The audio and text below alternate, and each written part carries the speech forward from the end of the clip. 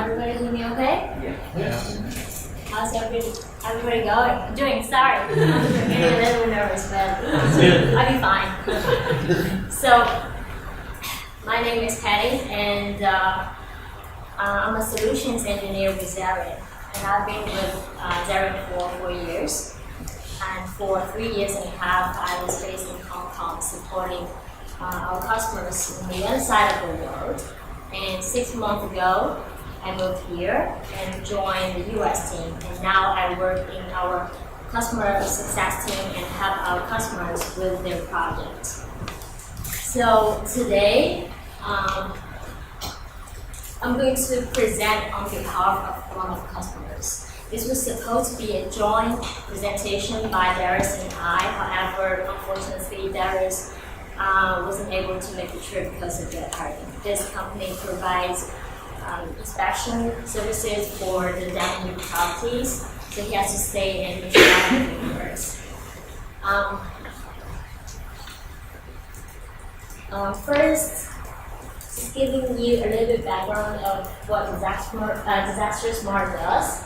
So Disaster Smart is one of our earliest customers, and they've been with us since 2010.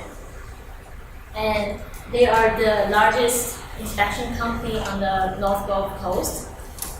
They provide different kind of inspection services for homeowners and underwriters and evaluate risk and apply nationally recognized mitigation programs and prevent those in the event of disasters.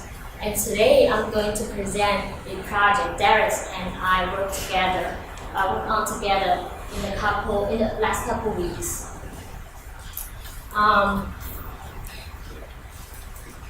First, I'd like to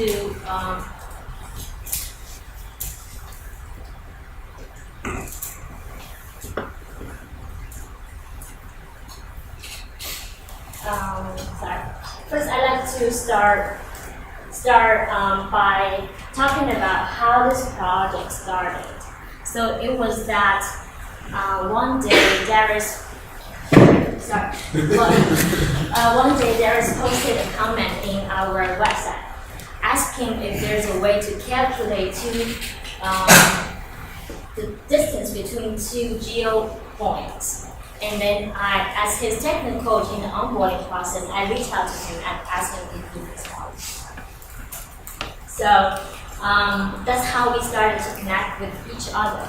And Darius shared with us his workflows, his stories, and we were able to identify some problem he wants to solve. And I'd like to invite you to listen to a clip of a recording from Darius. So what you're seeing here are when we do, and this is just one client. So what I did is I've gone to the database, clicked the form, and then hit the mapping feature. And so what you're seeing here is you can see there's a lot of concentration in certain areas where you see the red pins. I think those are over 200 inspections in a very compact area. And when I was looking at this one day, I started to zoom in on it. And when I zoomed in on it, I found this. And I said, uh-oh, that's where an inspector lives. So, yeah, what Darius means is that the inspector actually didn't collect data on the job site. They only took a couple pictures of the properties and then they had at home and complete the inspection from home. And that's something they want to happen. It doesn't want to happen.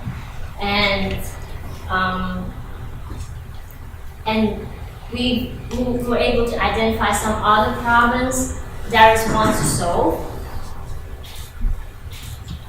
The first, as I said, the GPS locations was not correct, and they were not able to define the property afterwards. And second, some of the inspectors took too long to complete the job. So Darius would want to be able to evaluate the performance of some of the inspectors, so he can decide if he wants to stop using some that underperforms. And 3, inspectors' jobs need to be audited by auditors. So currently, the auditor would go to the data in the cloud and review them. And Darius wants this process to be more standardized. And 4, if the job fails, it needs to be reassigned back to the inspector. This process has to be automated completely.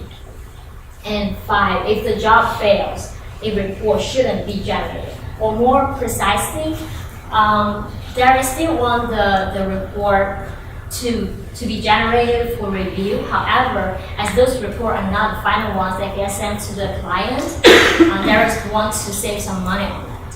So, after we provide some advices to Darius how this problem can be solved, and Darius started feeling interested, and we were able to sit on calls on a weekly basis to discuss the details. And at the end, we were able to come up with a desired workflow he wants to implement in his business. So if the workflow starts with the CSV data from the clients of DisasterSmart. They contain the inspection information, the job site, the insurance company, and other information like that. And one of the officers, Justina, will dispatch the job to the inspector. And after the inspector got the job, they will go to the site and perform the job. As I said, they want the inspector to be performing the job on the site. So if the inspector's current location is not within 1 mile from the job site, then he won't be able to submit the job. If the inspector location is within 1 mile, he will be able to submit the job, and then the inspection start time will be captured. And because that's when the inspection really started. And after the inspector completes the job and sends it back to the cloud, an audit report will be created and signed to the auditor automatically. And if the job passes, the final report will be generated, and this flow will end here. If the job fails, Rick will mark fail in the auditor's report and submit the auditor report. And then, if the job fails, the same job needs to be reassigned back to the inspector again, and the inspector needs to redo, make corrections. So now here is the loop. It will keep going until this job passes the auditing. And here, this green box is the transaction log. The transaction log is the materials for the KPI of the inspector's performance, and I'll talk about more later. So here's the demo I recorded just to show you how this workflow is like. There are 2 iPads here. On the right-hand side is the inspector's iPad. On the left-hand side is the auditor's iPad. So we'll see how these 2 iPads communicate with each other. And first, I'm going to assign 2 jobs to the inspector with the job address pre-filled. So the inspector needs to go to the 2 addresses to collect data. So now the jobs are downloading, and I'll be filling out some data and also capture the location.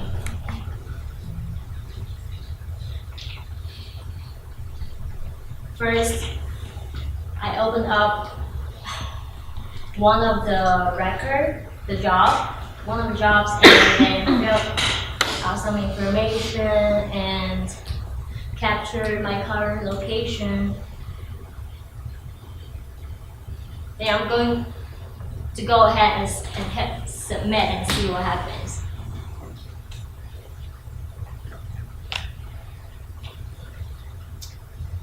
As you can see that it told me that I'm now within the inspection site. So now I'm going to do the same thing to the other job.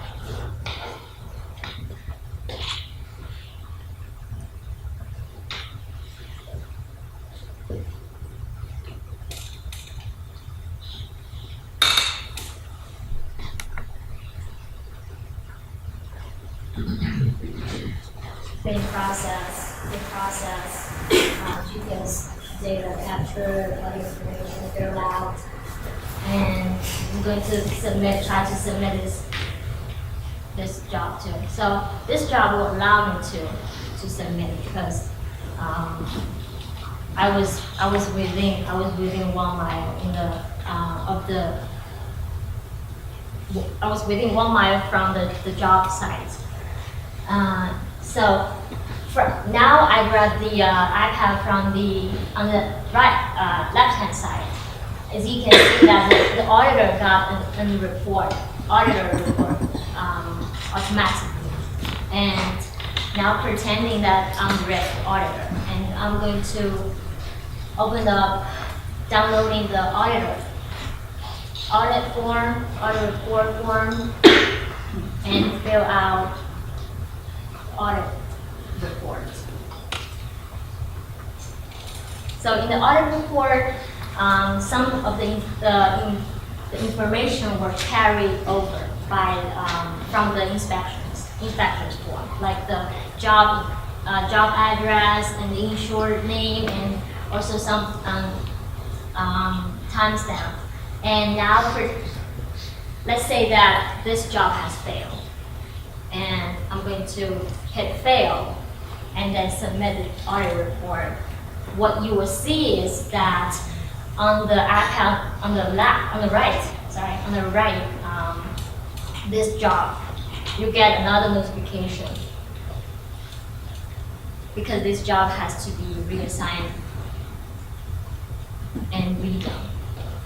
So after the auditor's report is submitted, there's another record, there's another notification on the inspector's iPad. So now we're back to the loop.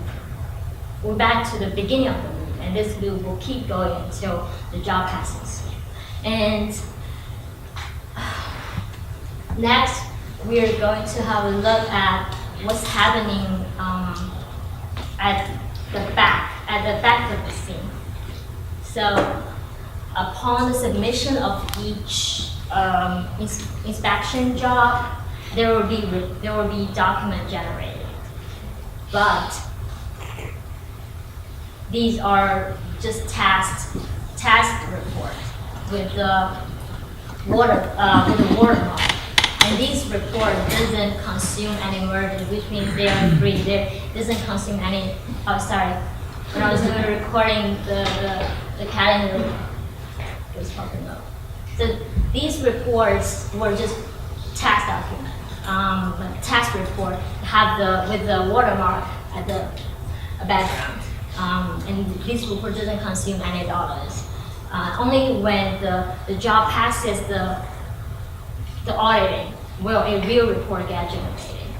And after this, we're going to have a look at the transaction log. The transaction log is it checks all the history of the job, of the submission of the job. So you will see the different timestamps, the submission date, and last modified by.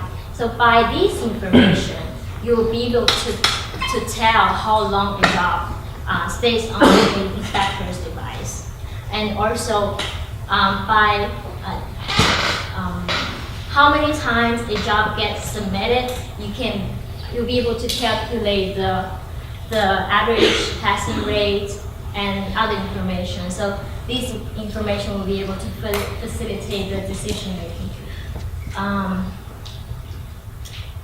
This is pretty much the demo, and next couple slides are just about the techniques we use at back the scene. The first is we use page level JavaScript to calculate the distance between two addresses, and we use Google Map API too, and we put a validation against the distance. if the distance is more than is greater than 1 mile, then we won't be able to submit this right. And then the data flow is the key, is the drive of the automation of this whole flow. And then for the transaction log, we used Xero. So now this is pretty much what I have, and which was the end of my presentation. Here I just want to share some of the takeaways of me working on this project with the customer. So as a solutions engineer, I really enjoy building solutions that can help customer solve problems in their real life. But what's so special, this project is not in the solution building itself, but in the discovery process. So this project is not typical. It's not that the customer reach out to us with a clear scope and the requirements, and based on the agreements on both sides, we Xero implement it and deliver it. This project is not predefined. So it's discovered and initiated by both the customer and us. And so Darius is a very busy businessman, and he of course he knows very well his own workflow and his business and what the flaws are in his flows. But due to his lack of experience with Xero platform, there's no way for him to know what can possibly be done. And for me, I know how to use the platform and I know how to build solutions, but I don't know his stars. So how do we connect, and what fills the gap? It's the communication, it's the partnership, it's we Xero proactively reach out to customers and invite you to share your stories with us. And it's you, our customers, willing to trust us and share with us your concerns, your challenges, and let us have. So, as Z mentioned in his opening speech, that we imagine what is possible, and I would say we imagine the relationship. So my 2 cents here: first, collaboration, partnership. Let's exchange our skills and knowledges so we can accomplish something together. We can change something old. We can and create something new. And second is trust. It's you willing to the customers willing to trust us and tell us what we've done well and what we've done that are not so well, so we can improve. And it's us who try our best to earn your trust. And at the last, it's growing together. So Xero has been with us for 7 years, and we've been supporting each other and see each other grow in the past 7 years. And we want to be the same kind of partner to all of you. So I'd like to end this presentation by another clip of the recording from Darius. Oops.